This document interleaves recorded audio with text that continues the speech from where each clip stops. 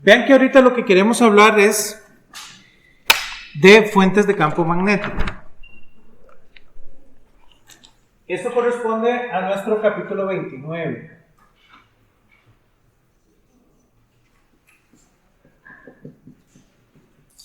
Fuentes de campo magnético.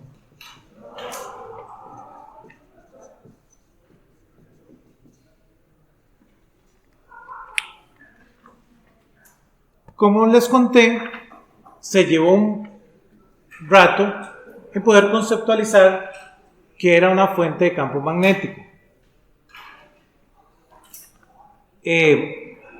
Fue hasta estos señores, Biot y Savart, que esa es la sección 29.1, la ley de Biot y Savart,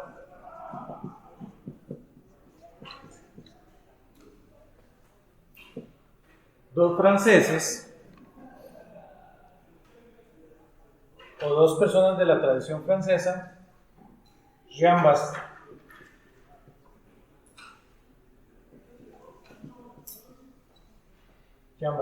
Biot y Félix Savart,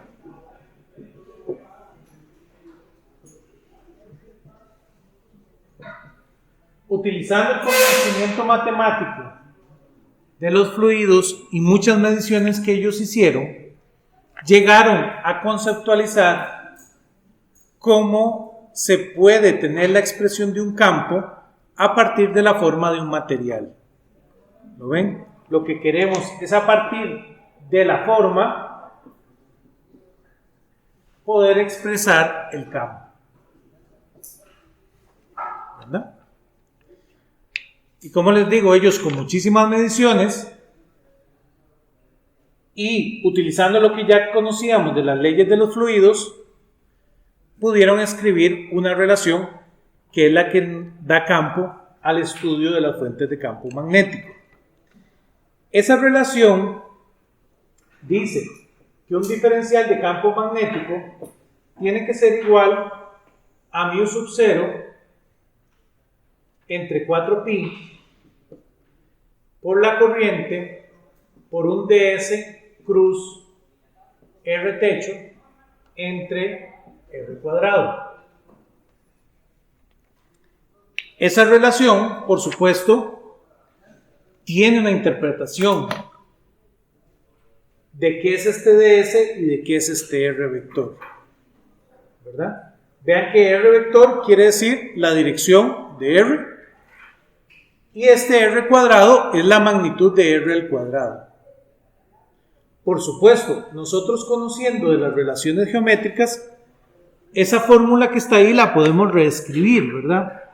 Si no queremos lidiar con ese cuadrado y con ese r vector. Vean que esa relación se puede reescribir como que el diferencial de B es igual a mu sub 0 entre 4pi por i por ds cuadrado cruz r vector entre r al cubo.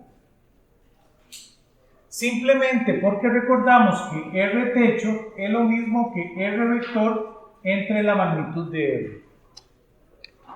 ¿Verdad? Esa fue una definición que ustedes aprendieron en física 1.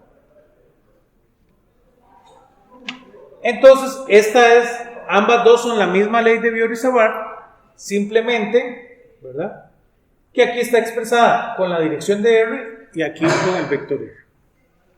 Pero son la misma fórmula. Esa cantidad mu sub 0, como ellos lo hicieron a partir de medidas experimentales, a esto se le conoce como una constante de proporcionalidad. Fue la que logró que esta medición fuera igual a esta medición.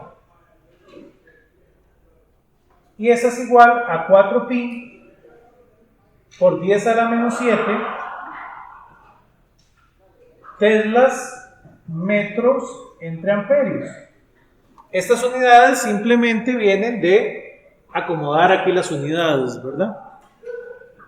Entonces nos dan tesla metros entre amperios para mu sub 0. Claro, si integramos acá, si integramos a ambos lados, uno puede visualizar la ley de Biot-Savart como que B vector va a ser igual a mu sub 0 i entre 4pi por la integral de ds vector plus r techo entre r cuadrado. Entonces, esta es la ley de Biot-Savart, que vamos a tener que aprender a usarla, ¿verdad? En este curso se les pide a ustedes que aprendan a utilizar esta relación. Es un poquito complicada porque esta integración, esta es una integral de línea, ¿verdad? No es lo mismo que las integrales que ustedes han venido trabajando. Entonces hay que tener cuidado en encontrar ds, ¿verdad? Además, esto es la integral de un vector. ¿Lo ven? Y la integral de un vector es un vector. Entonces, claro, los estudiantes a veces se asustan. Cuando ustedes resuelven esta integral, esto les tiene que dar un vector otra vez. No puede perder el carácter vectorial. Claro, como nosotros trabajamos casos muy simétricos, muchas veces dar el vector es tan sencillo como tener aquí el i, el j o el k, ¿verdad? Mantener el vector canónico. Pero van a ver que hay que mantener el cuidado de que esto sigue siendo una expresión vectorial. ¿Todos de acuerdo? Preguntas hasta acá. Entonces, ahora veamos en aplicación directamente la ley de Biot-Savart. Vamos a ver cómo se aplica. Empecemos por el caso más sencillo. El caso más sencillo que se nos puede ocurrir es el de un cable. Pensemos en un cable sobre el cual yo paso corriente y eso va a generar un campo magnético, porque toda carga en movimiento genera campo magnético. ¿De acuerdo? Esa es nuestra primicia, eso fue lo que estudiamos en el capítulo anterior. Entonces, claro, dibujemos nuestro alambre. ¿Lo ven? Ahí está nuestro alambre.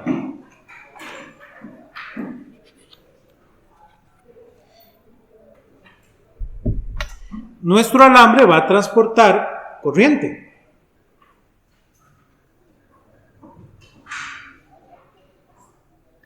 Vamos a decir que la corriente va en esta dirección.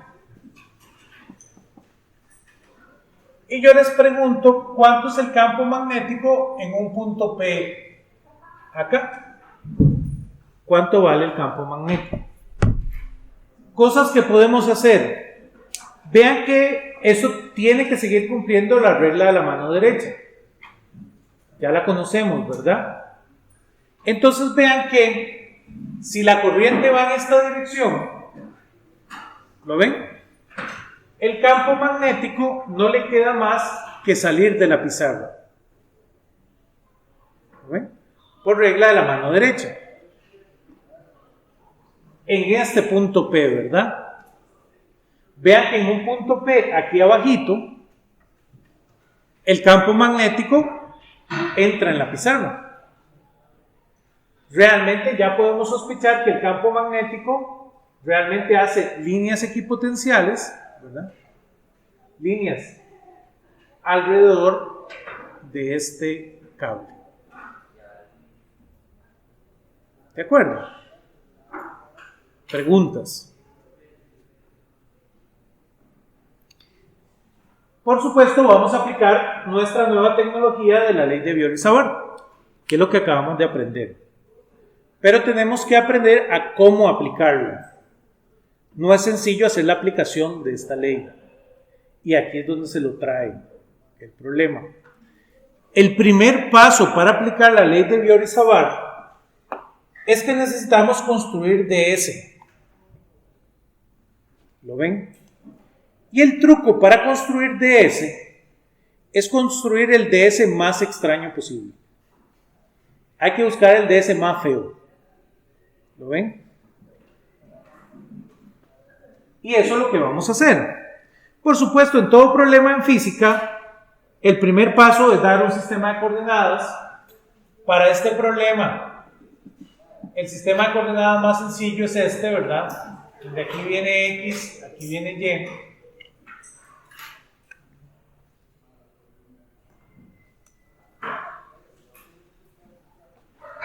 Y entonces mi DS, vean que un DS es un pedacito del cable, y yo voy a decir que DS es ese pedacito. El pedacito más feo. En un cable es difícil hacer pedacitos feos, pero vean que ese va a ser el más feo.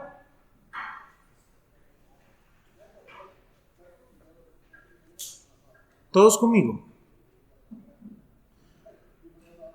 Tengo que dar cómo es ese vector. Necesito construir ese vector. Tienen que ustedes aplicar todas sus habilidades ninja de construcción de vectores para poder construir ese vector. Y aquí está la ciencia de estos problemas. Vean que con sus habilidades ninja, ese vector va a ser igual a un dx. Vean que él solo se mueve en x. ¿Lo ven? Ese diferencial solo tiene movimiento en x.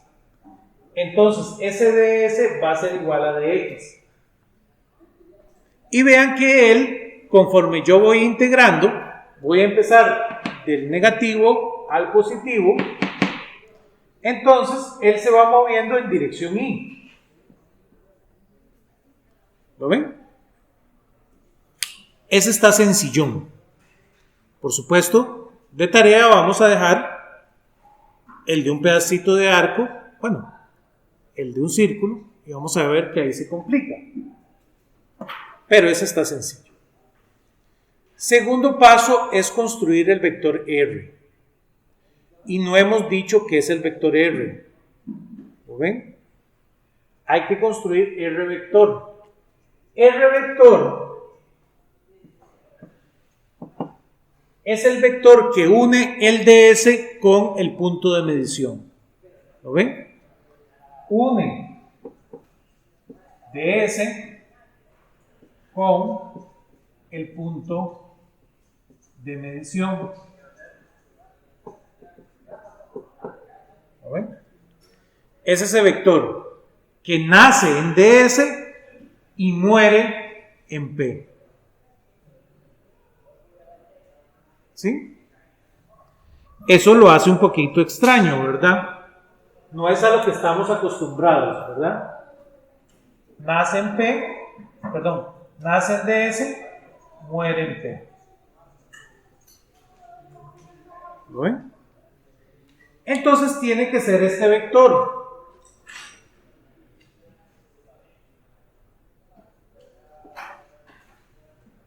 Este va a ser mi vector R, que nace en ds y muere en P. Claro, ¿cuál es ese vector? Nuevamente necesita todas sus habilidades de construcción de vectores, ¿verdad? Y eso es lo que complica este problema. Vean que ese R vector va a ser igual a menos x en dirección y más y en dirección j.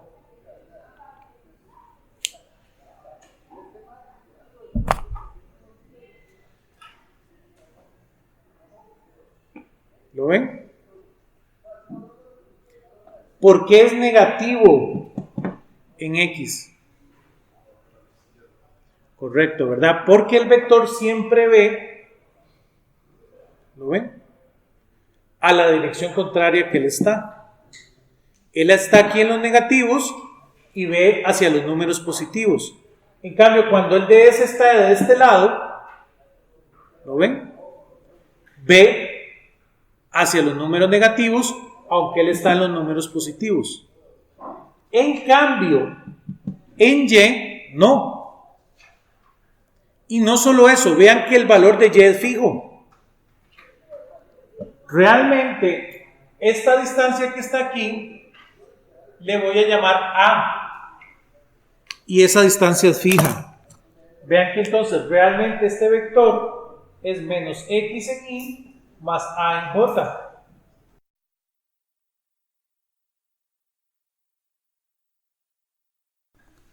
¿Todos conmigo?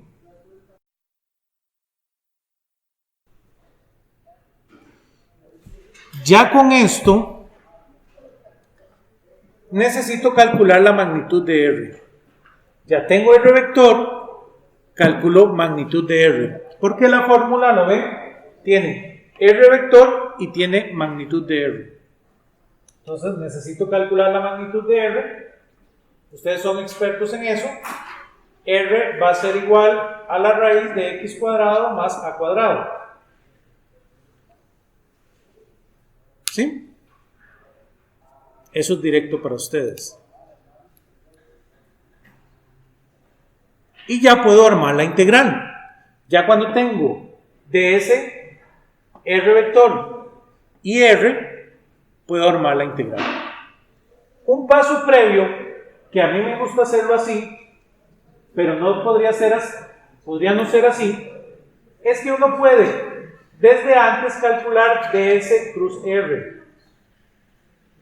¿Lo ven? Uno puede hacer ese cálculo de una vez. Ese cálculo es muy interesante, ¿verdad? En este caso, porque la componente y se cancela con la componente y. Entonces realmente ese producto simplemente es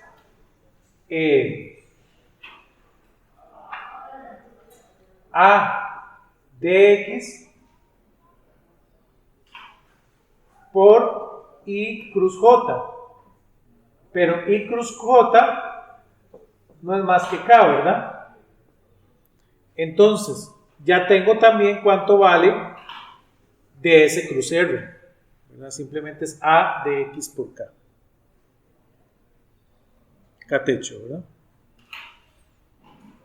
Vean que teniendo eso ya puedo montar mi integral. Mi integral dice que b vector va a ser igual a mu sub 0 entre 4pi por i por la integral de ds cruz r,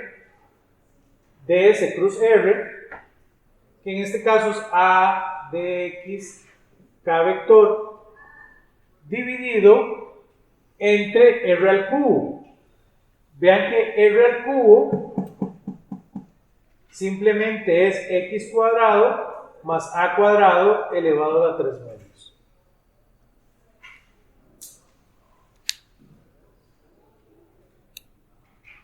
¿Sí? Y ya ahora sí, para encontrar el campo magnético, basta con resolver esta integral. ¿Lo ven? Y aquí tienen que utilizar todas sus habilidades, ya no solo ninjas, ¿verdad? Sino de espía ultra secreto, para poder resolver esta integral. ¿Lo ven? Y entonces, les voy a dejar de tarea resolver esa integral, ¿verdad? Con eso empezamos la otra clase. Todavía no hemos terminado, ¿verdad? Yo les voy a decir cuánto vale para que sea más fácil ustedes hacer la tarea.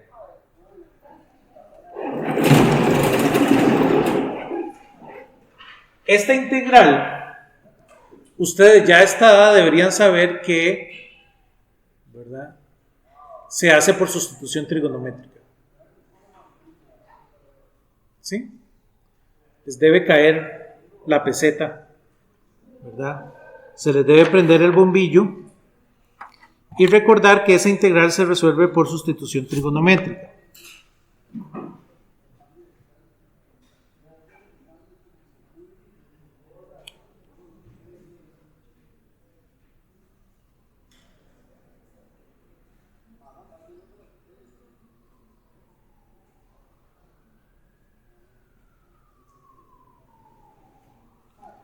Si la hacen por sustitución trigonométrica, esa integral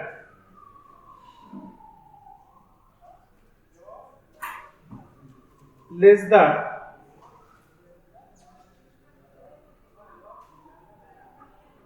que b vector va a ser igual a mu sub 0 i entre 4pi a por la integral desde un ángulo 1 hasta un ángulo 2 de menos coseno del ángulo por d del ángulo, todo en dirección k. ¿Verdad?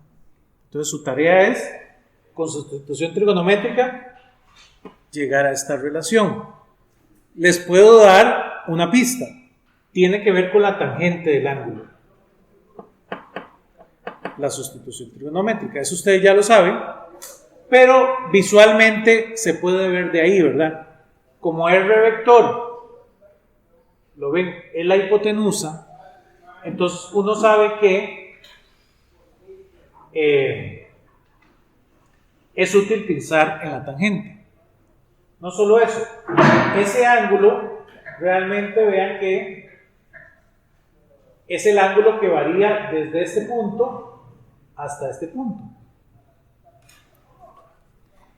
Entonces, el ángulo 1 va a ser este ángulo acá, desde donde inicia el cable, hasta el ángulo 2, que es donde termina el cable. ¿Lo ven? Si hacen esa integral, ¿verdad? Esa integral es sencillísima.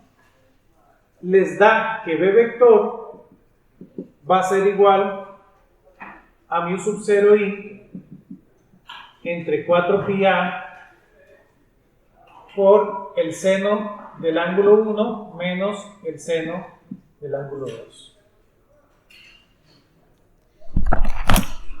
Todo en dirección k. Y esto va a ser el campo magnético de un alambre.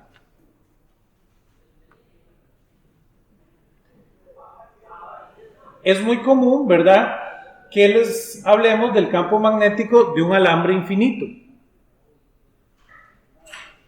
¿Cómo sería un alambre infinito?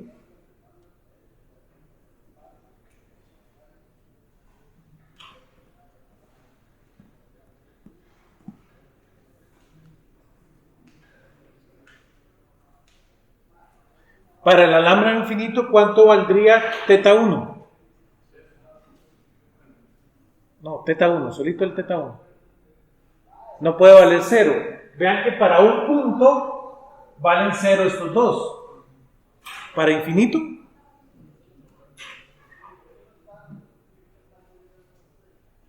¿cuánto vale para infinito?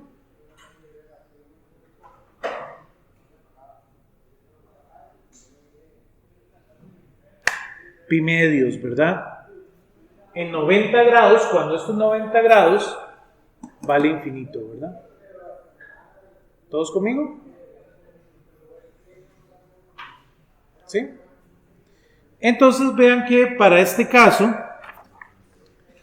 para el caso de un alambre infinito,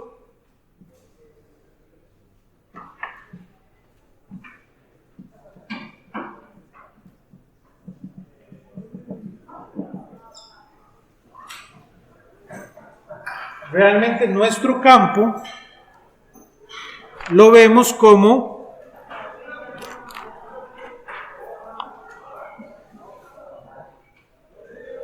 B igual a mu sub 0 i entre 2pi a. Igual, la dirección no cambia, ¿verdad? En dirección K. Este 4 se cancela porque esto queda 1 menos 1, ¿verdad? Entonces esto es 1 más 1, que es 2. Entonces 2 cancela aquí a 4 y por eso queda un medio, ¿verdad? Esta que está aquí la vamos a usar bastante durante el curso, ¿verdad? Entonces, aprendimos a cómo derivarla, pero bastantes veces en el curso vamos a llamarla. ¿Todos de acuerdo? Preguntas. Y ahora veamos el ejemplo, ¿verdad? Que esa es la siguiente sección, que es la fuerza magnética entre dos conductores.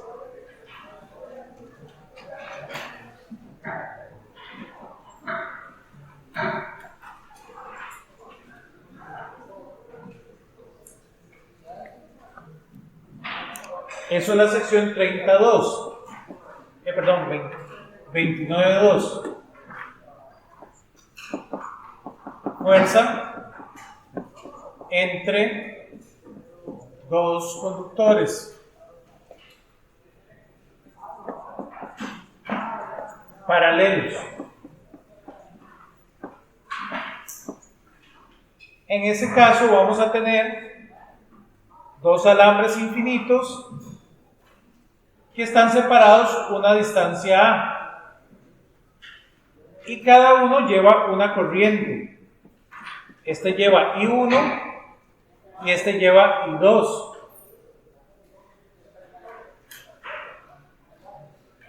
Vean que la parte interesante es que para el cable de arriba esta distancia A es negativa. ¿Lo ven? Entonces, este A que está aquí es negativo. Entonces, para ese cable,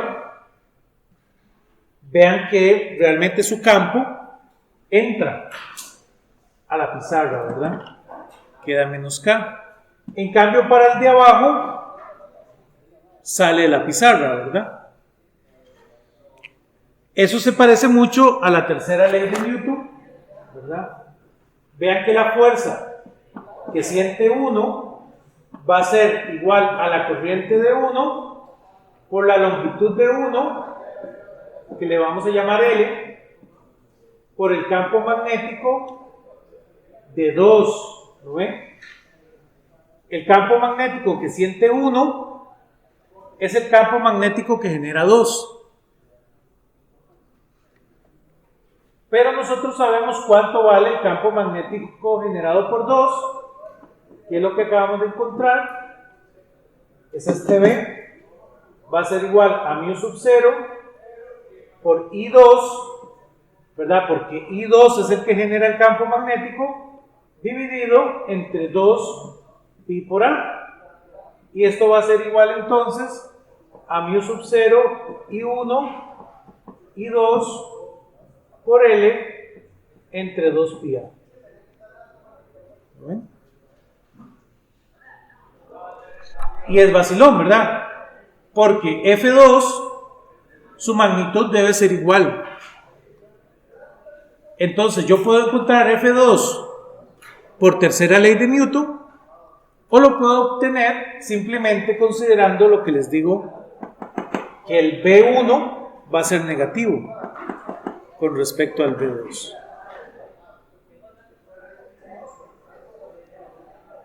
¿Todos de acuerdo? Preguntas. Vean que este problema es un problema interesante porque esto hace que dos cables paralelos realmente se junten, ¿verdad? ¿Lo ven? Realmente usted va a tener un movimiento debido a sus campos. Va a sentir una fuerza. Esta fuerza va en dirección K, ¿verdad? Y van a haber muchos problemas donde esto nos va a ser útil. ¿De acuerdo? Preguntas. Vean que en estos últimos 2 minutos podemos hablar de la tarea.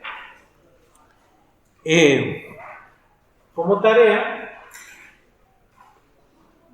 tienen que resolver la integral, ¿verdad? Que les dije, llegar a este resultado. Y vean que La otra tarea que pueden ir pensando es qué pasa con un... Ahora, si mi cable hace un círculo y yo tengo aquí mi punto P, este es el centro del círculo, ¿verdad? El círculo tiene un radio R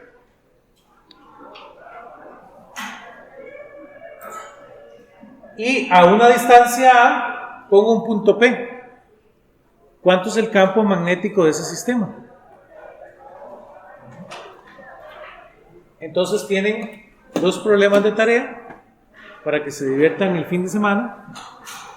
Y entonces nos vemos la próxima lección, misma hora y mismo lugar.